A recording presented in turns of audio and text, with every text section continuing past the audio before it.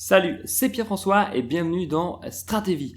Aujourd'hui, je vais pas forcément donner des conseils ou comme je pourrais dans d'autres vidéos, mais plutôt te parler d'un livre parce que finalement, parfois c'est dans les histoires, dans les expériences qu'on relate les plus belles morales ou les plus beaux conseils pour avancer. Et c'est d'ailleurs même souvent dans les moments les plus bas parfois qu'on retient les plus grandes choses pour évoluer dans sa vie personnelle. Donc aujourd'hui, je voulais te parler d'un livre. Le livre que j'ai lu récemment, c'est donc un de Stephen King, Marche ou crève, où dedans, même si au final, on ne pourrait pas trop faire de lien comme ça avec le développement personnel, psychologique ou que ça, il y a des petits liens comme ça ou des petites leçons que moi personnellement que je peux en tirer ou même que je peux essayer de partager à partir de ce livre. Alors non, ma chaîne ne verra pas forcément un booktube, mais pourquoi pas de temps en temps parler de livres qui se retrouvent parfois totalement dans le rayon science-fiction, fantasy, thriller, n'importe quoi, et en tirer des leçons, en tirer des morales qui peuvent justement influencer notre vie de manière positive. Alors, Marche ou crève, ça raconte quoi vraiment en quelques mots, et sans spoiler la fin pour les gens qui voudraient le lire, c'est une histoire où il y a une sorte de grand concours, c'est un petit peu le grand sport, c'est donc la marche, et il y a 100 candidats qui prennent le départ et au final il n'en restera qu'un seul. Les 99 autres sont tués au fur et à mesure de la marche et le dernier a le souhait qu'il voudrait, il a le droit de faire un souhait qui pourrait être exaucé. Donc voilà, c'est un petit peu le speech de Marche ou crève. On suit une personne avec les gens qui l'entourent de la marche, avec lesquels il a des discussions, etc., etc. Et dans ce livre, qu'est-ce que je peux en retenir? Qu'est-ce qu'on pourrait en retenir d'un point de vue avec un œil un petit peu développement personnel, avec un œil un petit peu améliorer sa vie, être plus heureux, n'importe quoi? En tout cas, quand on cherche les interprétations du livre, il y a beaucoup de gens qui disent que c'est la poursuite de la jeunesse américaine, la poursuite d'un idéal, la poursuite d'un grand rêve, etc. Il y en a très peu qui arrivent, je sais pas, j'ai lu ça, l'interprétation comme ça.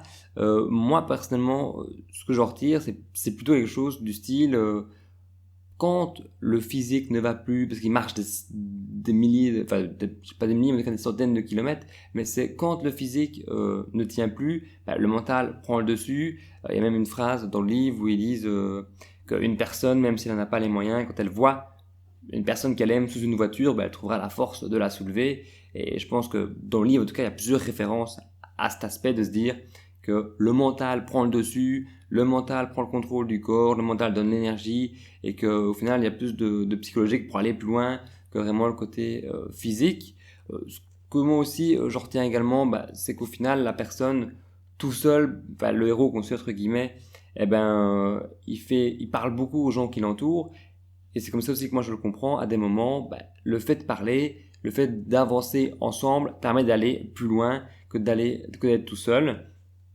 Donc il y a aussi ça que moi je vois, le fait de se dépasser, d'aller plus loin, forcément vers son objectif, vers son idéal, je l'ai un petit peu perçu également.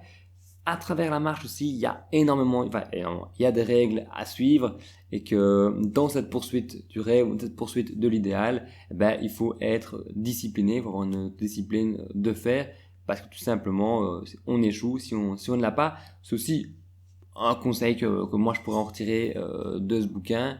Et enfin, le dernier, c'est quand les gens prennent la marche, donc c'est quand même des jeunes souvent de 7 ans par exemple, il y en a beaucoup qui disent qu'ils ne sont pas forcément préparés à ça, et du coup il y en a qui meurent très tôt dans la marche, et que du coup la préparation, ce serait essentiel avant toute poursuite, avant toute grande traversée du désert. Donc moi c'est un petit peu ce que je retiens de ce livre. Je regarde si j'ai pas juste mis une dernière note. Voilà, c'est vraiment ça. Donc le côté se dépasser, le côté le mental qui prend le dessus sur le corps, le côté on avance plus loin avec d'autres gens qui sont entourés, le côté autodiscipline, discipline, c'est des choses, et la préparation, voilà, c'est des choses qu'on pourrait retenir de ce bouquin quand on le lit avec un œil un peu plus de chercher la morale ou le développement personnel, parce que moi c'est ce qui m'intéresse. D'habitude je lis plus des romans, je lis plus, je mets des livres parfois style Laurent Gonel ou Paul Ecolo, qui sont plus avec des morales ou des choses qu'on peut apprendre à travers ces livres, comme Le Moine qui vendit sa Ferrari, ce genre de choses. Et du coup, même dans d'autres livres qui n'ont rien à voir avec ça, on peut tirer des morales, on peut tirer des leçons. Et c'est pour ça que, en plus, j'invite à lire parfois d'autres types de livres. Donc voilà, c'était tout pour cette vidéo. Tu peux toujours télécharger un e-book sur la procrastination, 31 jours pour vaincre la procrastination, dans la description. Et moi, je te dis à la prochaine vidéo. Salut!